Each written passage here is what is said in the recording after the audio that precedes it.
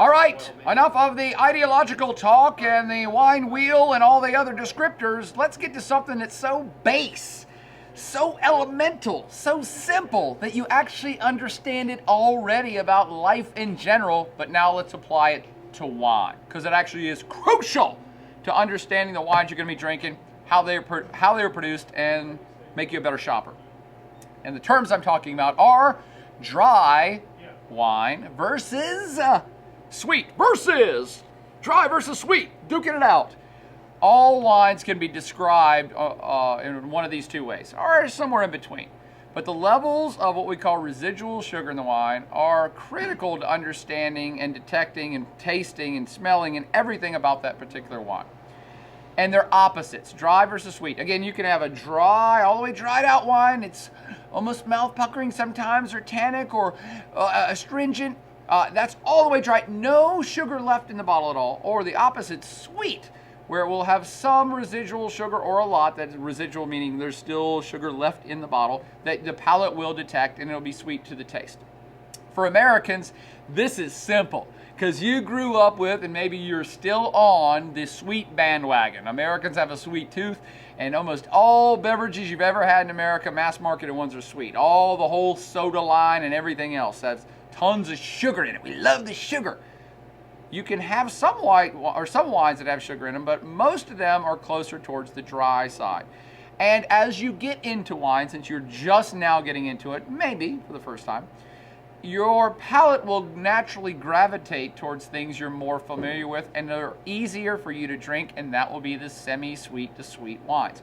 Don't feel bad if you're getting mocked or belittled by wine snobs around you. Like, ew, you like that white Zinfandel? Ooh, how terrible. Who likes sweet wine? I only like big, tannic, dry reds. You'll get there. Your palate will actually progress. Most white wines are on the lighter, fruitier, with a bit of residual sugar, a bit, maybe not even detectable, but that's stuff that we're used to. We grew up on soda pop and Kool-Aid, and we love that stuff. So the beginner wine drinker will usually say, I don't like the red stuff that much, but I like the white, sweeter, semi-sweet stuff. The more you get into wine, the more you'll say, okay, I've done the simpler, fruitier stuff that's the semi-sweet, and now I like this perhaps rosé a little bit more, because now I'm getting into the flavors of red grapes, and then suddenly, oh, now I really like reds. And once you get into reds, people go apeshit crazy, and they drink tons of big reds, bigger and bigger and bigger reds that usually have no residual sugar whatsoever. So it's a graduating palate process that, quite frankly, I discourage. It's like, no, you should try wines from across the spectrum, dry and sweet, red and white, and rosés, and find all these different flavors that are going on. But don't feel bad if you don't like those other wines from the start, or that once you start drinking wines, you don't like the simpler, sweeter ones. But what's this all about, dry versus sweet? Here's the deal. Now we're back into the winemaking process for just a second, because the winemaker can make that wine, any way he wants. Here's 60 seconds of fermentation science. We need sugar water, sugar juice, coming out of grapes in order to make alcohol. Alcohol is all critical because we want the alcohol. And you make alcohol by having these things called yeast eat sugar, produce alcohol, and actually CO2 and heat. Okay? So they eat up all the sugars and produce alcohol. And they'll keep eating all the sugars until the sugars are gone, or until they're physically stopped by a whole variety of processes. The winemaker can heat up the wine and kill the yeast, or can add some sulfur chemicals and kill the yeast. They can do a number of things at any step of the process during fermentation to stop the fermentation whenever they want. Therefore, a winemaker can make any wine he wants or she wants, a completely dry wine with no residual sugar whatsoever, no detection of sweetness, or really sweet, which means it still has some sugar left in it. Got it? Okay. In that spirit of things, I'm going to show you some bottles that demonstrate this. Here is, let me see what this is, from Pacific Rim. It's the exact same grape, exact same vineyard, exact same winemaker.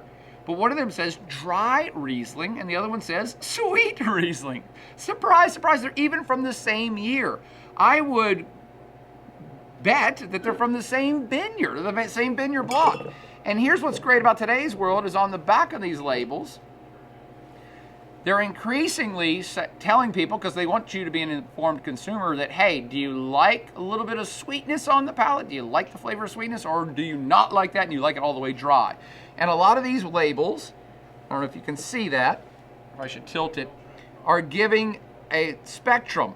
So here's the same winemaker, same grape, same vineyard, and they have a spectrum from dry to medium sweet to sweet, and they're telling you, in this particular case here, they have a little arrow right there saying, oh, this wine is this is a Riesling grape, a varietal wine, very New World-ish in its labeling, and it's from the dry side of the spectrum, which means the winemaker allowed the yeast to completely go at it, eat all of the sugar, as much of it as possible, so that you will only taste the dry, and you have no detection of sweetness on the palate, and you'll only be getting the essence of the aromas and flavors of the Riesling grape expressed through their terroir, their vineyard, their place. Cool?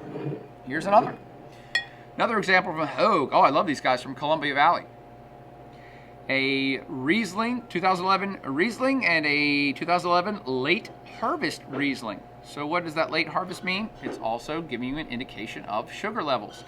As grapes are ripening in the field, the winemaker or grape grower can say, hey, we're going to pick these things early. So they'll have a certain amount of sugar in them that the yeast can eat and turn into alcohol, or maybe we'll allow them to stay on the vine even longer, maybe late into the season, and harvest them late, which means they have even more sugar that the yeast can eat and produce even more alcohol. Or during the process, we can stop the yeast from eating that sugar and leave some residual sugar into the finished wine. And these also have, see if they're on here? Yes.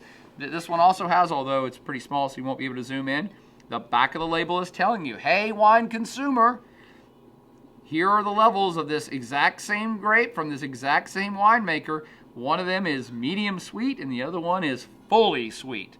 And that's because we have produced it that way according to how much sugar was in the grape itself. Okay? Some grapes will actually naturally accumulate more sugar, like Zinfandel. Zinfandel's a red grape, and it will produce tons and tons of sugar. So you can actually produce a wine out of it that could be completely sweet. Hey, look, I have a couple. You can produce a Zinfandel, make it completely sweet, like we talked about in the color lecture, or let it ferment itself all the way out until it's completely dry. Word to the wise, dry wines that basically have the yeast have eaten all the sugar and produced all the alcohol they can, which means dry wines are typically more alcoholic. They have more alcohol in them.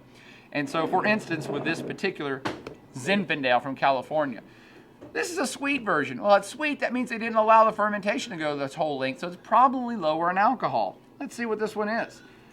It's actually not even going to tell us. But given that it's sweeter, I'm sorry, it does say 11% alcohol.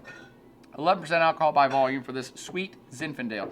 The same vineyard could make a full, huge, red, full-bodied, fully dry Zinfandel, and it would be closer to 16 or 16.5% alcohol and dry. See how that dichotomy works, this spectrum works? So again, we already pointed out with Zinfandels in the color section that, hey, you can have the same grape, all right, produce two different styles of wine altogether just based on how much you've let the wine ferment, how dry or sweet it's gotten.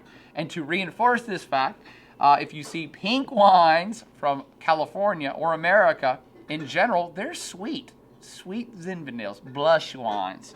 A lot of folks don't like them a lot, but people who are just getting into wine think these things are great because they're closer to Kool-Aid and soda pop than wine. They got alcohol.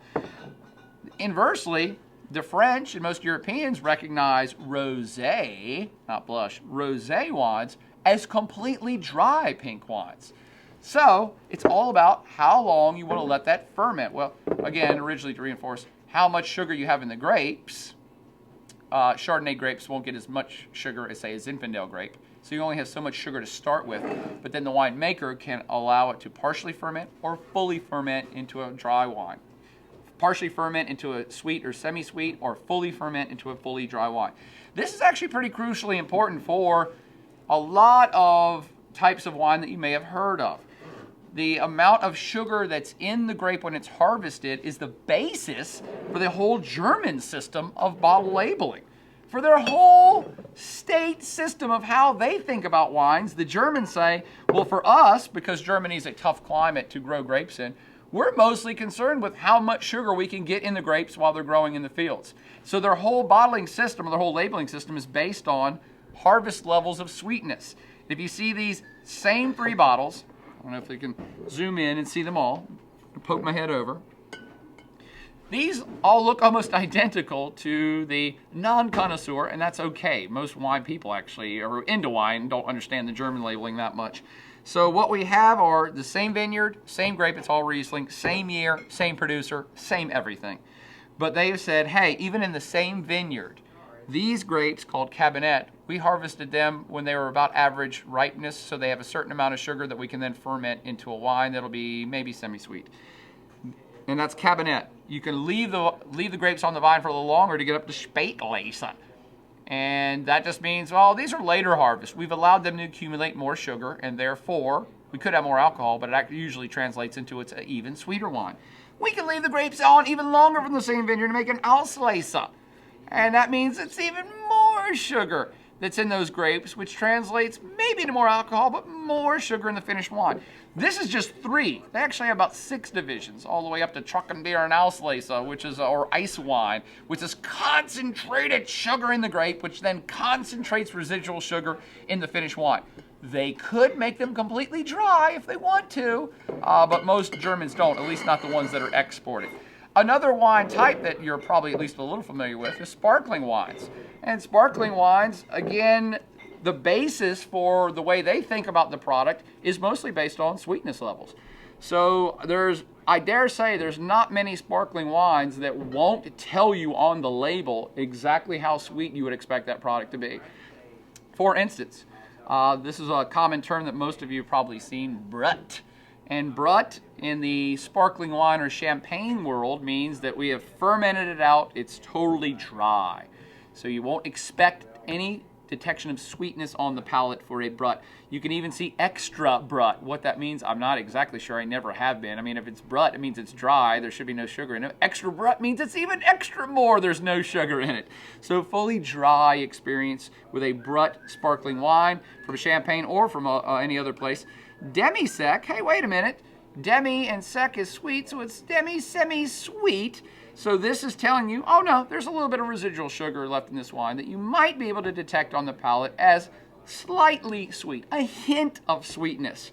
Versus, and this is not a champagne, it's not even a fantastic sparkling wine, but I wanted to throw out some variety from Italy, Spumante, and it's telling you right on there, dolce. This is sweet, dudes. It's a sparkling wine that's sweet. So sparkling wines, really from any place, Spain, Italy, California, it's kind of an inherent part of the description of what type of sparkling wine is it. We all know it has bubbles, that's fine. Is it all the way dry or is it all the way sweet? This is a great, the Germans and the sparkling wine producers are some of the best to be expressing full on, this is what you can expect from this particular bottle. Well, let's move on though, because now I'm going to mix it up and trick it up a little bit. What I want you to understand is that when we say dry versus sweet, we mean that for dry wines, there should be no perceptible hint of sugar in it because there is no sugar in it. Again, it's mostly all the way dried out. Most white wines, and I'm speaking in generalities, most white wines can have a hint of residual sugar. You may not even detect it, but will have a hint of residual sugar. It's one of the reasons why people gravitate towards white wines. It's the beginning wines they get into. They're easier. Even if you don't taste sweetness, it'll have a suppleness about it that's easier for you on your palate. Like, I can just drink this, it's fun, okay? Most red wines are all the way dry. Most, okay? And we've already pointed out the pink / blush / rosé wines can be somewhere in between depending on if they're from, say, the New World or the Old World. But that's hardcore. That's actually, is there residual sugar in it? If there's residual sugar in it, we'd say, oh, it's a semi-sweet or sweet wine. If there's none, we say it's dry. But the funny thing is that our palates may detect things in different ways. So I want you to be a smart wine drinker, even from the get-go. And I want you to be conscious of the way you describe and talk about wines. And what I'm getting at here is that our perceptions of things are often not factual. It's what we think about this. Doesn't mean that it's true. I taste this, but that doesn't mean that that's actually what it tastes like. For instance, I don't know if you can see these three.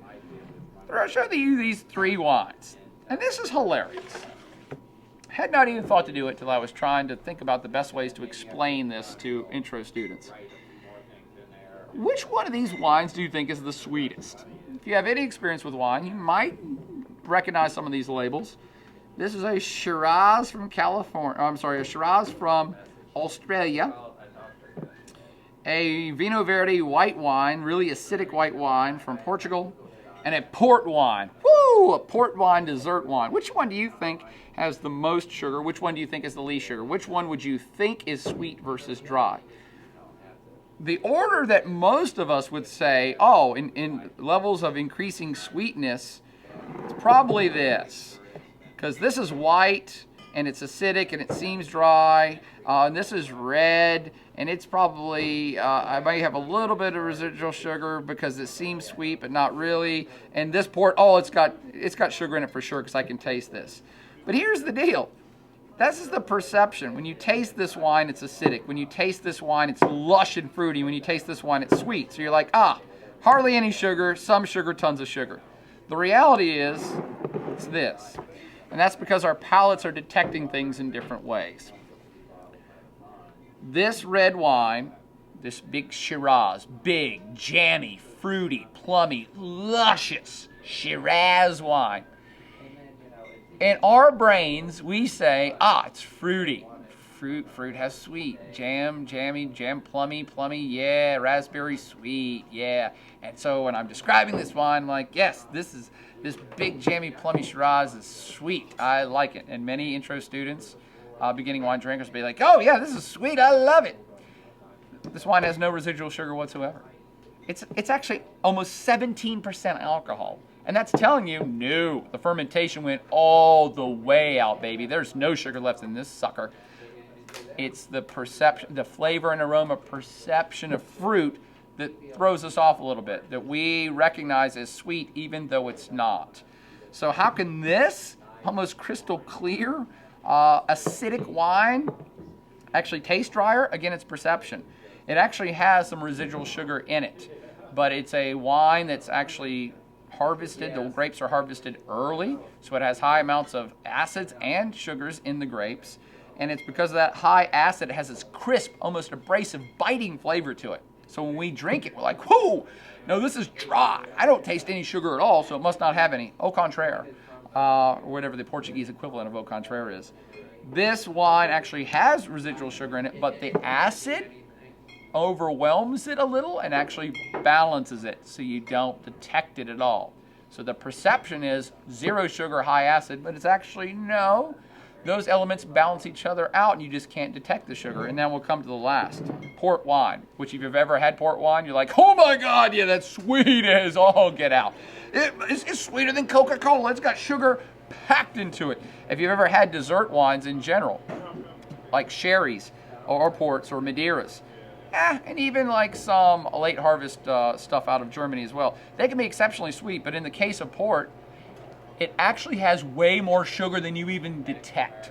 And so you'll have a port wine or a sherry, some certain types of sherry, which range from dry to sweet. Darn it, I should have put that one up here too. I totally forgot about sherries. Sherries are identified from dry sherry to sweet sherry. It's all about the dry or sweet from the same style. When it comes to port, it tastes sweet. And you're like, whoa, this has tons of sugar in it. And the thing is, you're only detecting part of it. And it's because port, like sherry, also is very high in alcohol and very high in tannic structure and very high in all these other things, which are actually balancing out the wine. So just like I said, this wine actually has sugar in it, but has so much acid you can't detect it. This wine has sugar you detect, but it has high amounts of alcohol and other things which balance it out on the other side. So it actually has way more sugar than you're detecting. That's what these different elements of a wine can do. They play off of each other to form particular mouthfeel, particular body we call it, but also these elements play off of each other to balance a wine. And we're going to start talking about that in just a second. But to finish up, this dry versus sweet, these are kind of core, critical ways to describe a wine and to help you understand what wines you like. So if you like the semi-sweet, cool. When you go to the wine store, ask them, is this all the way dry? If it's all the way dry, probably don't like it yet. You can also detect these things on your own by some of the labeling tips I've given you, but also if a wine is high in alcohol, it probably means it's dry because they've allowed it to ferment all the way out. If it's low in alcohol, not always, but that might give an indication that it's probably a little lighter, maybe a hint of sweetness left because they have not let it ferment all the way out. By the way, standard white wine is anywhere from 10 to 12%. Standard red wine anywhere from 13 to 15. So when you see a 16.5% alcohol Zinfandel, it's dry. It may seem and feel fruity and luscious and therefore sweet, but it's not. It's all the way dried out. And you need to know dry versus sweet whenever you're pairing with foods and stuff as well. The residual sugar affects how things will taste on your palate by themselves, but also how they'll pair with food.